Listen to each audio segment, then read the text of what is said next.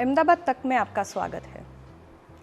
हमारे साथ astrologer, feng shui expert and life coach Bhavesh N Patni है, जो हमें एस्ट्रोलॉजी की काफ़ी सारी ऐसी इंटरेस्टिंग बातें बताएंगे जिसे हम कई बार नज़रअंदाज करते हैं।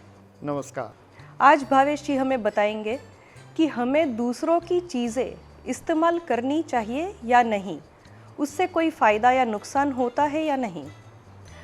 भावेश जी, आज हमारे दर्शकों को आप बताइए कि क्या किसी और की चीज़ इस्तेमाल हमें करनी चाहिए या नहीं करनी चाहिए, और उससे कोई फ़ायदा या नुकसान हो सकता है।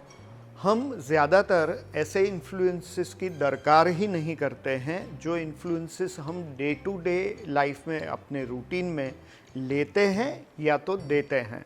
आप सोच रहे होंगे, आपके मन में दुविधा हो रही होगी कि मैं ऐसे कौन सी चीज़ के बारे में बात करने वाला हूँ। जो जॉइंट फैमिलीज़ होते हैं, संयुक्त परिवार होते हैं, उसमें ऐसा होता है कि हम अपने कपड़े अपने भाई बहनों के लिए रखते हैं और वो हमारे कपड़े पहनते हैं, वो हमारी किताबें यूज़ करते हैं, यहाँ तक कि वो हमारे जूते इस्तेमाल करते हैं, है ना। और आपने पुरानी कहावत तो सुनी ही होगी कि एक व्यक्ति का पैर दूसरे व्यक्ति के जूते में नहीं जा सकता, है ना। You want fit in my shoes, ऐसा भी अंग्रेज़ी में कहा जाता है। तो ये सारी चीज़ें हम मानते हैं कि काफ़ी कैजुअल है या तो कहावत के रूप में है, लेकिन दरअसल ऐसा नहीं है। लकड़े के अलावा, वुड एलिमेंट के अलावा हर एक चीज़ एनर्जी कैरी करती है। जैसे कोरोना एक जगह से दूसरी जगह जा सकता है ना, ठीक उसी तरह वो एनर्जी पॉजिटिव भी हो सकती है, नेगेटिव भी हो सकती है। अगर मैंने ये कपड़े पहने हैं तो इस कपड़े के साथ मेरी फीलिंग्स, मेरे थॉट्स, सारी चीज़ें जुड़ी हुई है, यहाँ तक कि मेरे इम्पल्सेस जुड़े हुए होंगे। ओके, अच्छा। अगर मेरे इम्पल्सेस मैं आपको टेम्पररीली भी दे देता हूँ और वो आप में परमानेंट रह जाएंगे तो क्या होगा, ये आपने सोचा है? आपको ये बेतुकी बात लगती होगी। अगर ऐसा लगता है तो मैं एक प्रयोग करने की सलाह देता हूँ। किसी भी ऐसे व्यक्ति का शर्ट या तो टी शर्ट 1 महीने से लेकर 6 महीने तक आप पहनिए, जिस व्यक्ति को ब्लड प्रेशर जैसी बीमारी हो या कोई भी बीमारी हो, उस व्यक्ति की अस्वस्थता आप में ट्रांसफ़र होना शुरू हो जाएगी। कोई अगर आपको गिफ्ट करता है, वो चीज़ फ्रेश है तो बहुत अच्छी बात है ना, उस चीज़ का स्वीकार करना चाहिए।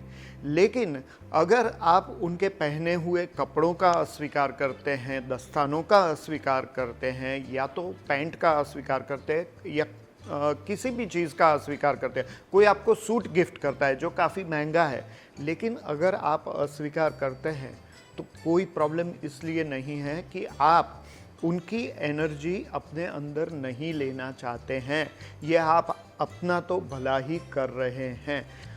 तो हम अगर ऐसी चीज़ों की अवगणना करते हैं तो वो कोई बुरी बात नहीं है। हमें चिंता करने की ज़रूरत नहीं है कि अरे मैंने उसके जज्बात को ठेस पहुंचाई। नहीं भैया, नहीं बहना, नहीं, आप ऐसा मत सोचिए।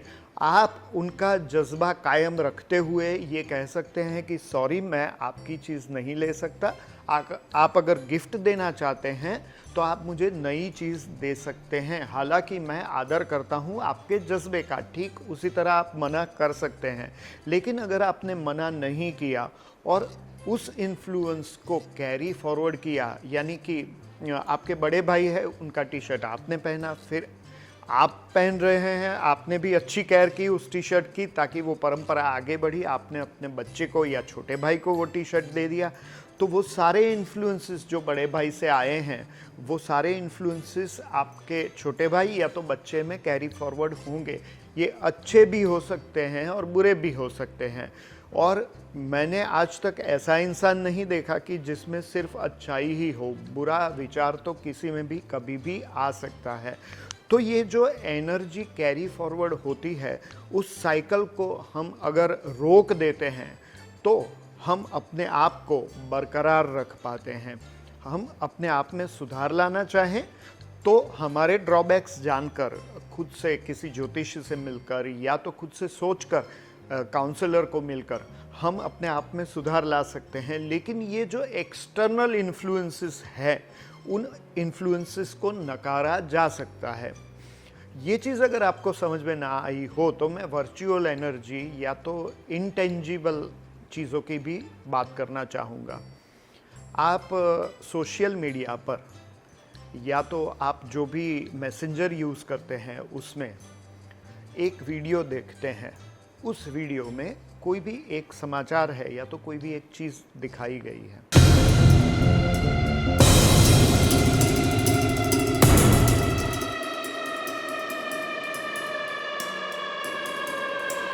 वो चीज़ आप देखते हैं, उसके बाद आपकी सोच में बदलाव आता है या तो आपकी फीलिंग्स अप डाउन होने लगती है।